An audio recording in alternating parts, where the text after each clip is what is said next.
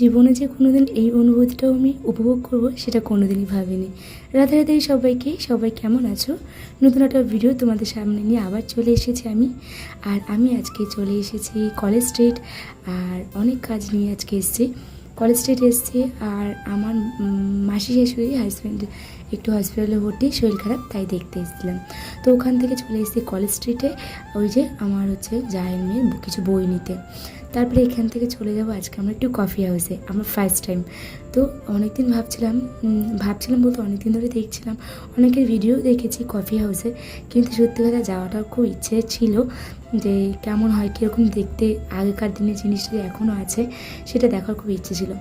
তার জন্যে আমরা তিনজন, বলবো না চারজন, মানে কাকি শাশুড়ি আছে আর আমরা তিন যা মিলে আজকে আমরা চলে যাচ্ছি কফি হাউসে।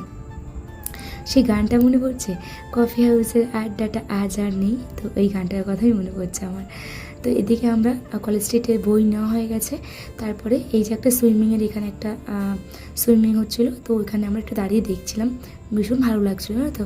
তো এখান থেকে বেরিয়ে আমরা যাবো একটু কফি হাউসে।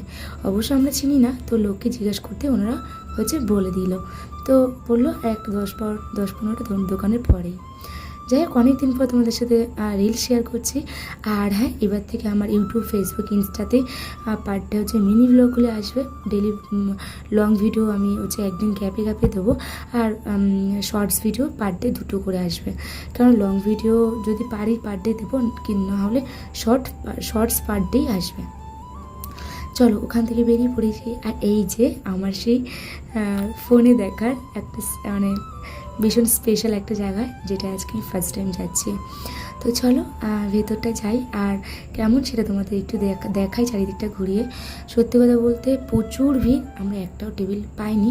তারপরে যাই হোক, অনেকক্ষণ ওয়েট করার পর আমরা একটা টেবিল পেয়েছি। আর এদিকে আমরা চলে এসেছিলাম ওপরের দিকটায়, এসে দেখছি যে এখানেও সিট নেই, নিচে তো সিট নেই, কিন্তু উপরেও একটা সিটও নেই।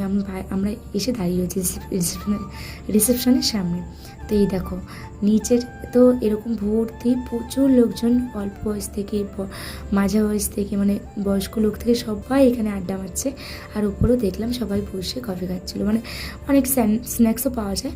তো আমরা ওয়েট করার পর ভাবলাম যে এক কাজ করি, একটু দাঁড়াই, যেই টেবিলটা ফাঁকা হবে সেই টেবিলটা বসবো। তো উপর থেকে দেখতে পেলাম একটা ফাঁকা টেবিল। তো সেখানে দেখলাম 3টে চেয়ার সমেত একটা ফাঁকা টেবিল দেখতে পেলাম, ওটা দিয়ে আমরা এখন চলে যাব, নাহলে ওটাও একটু পর বুক হয়ে যাবে।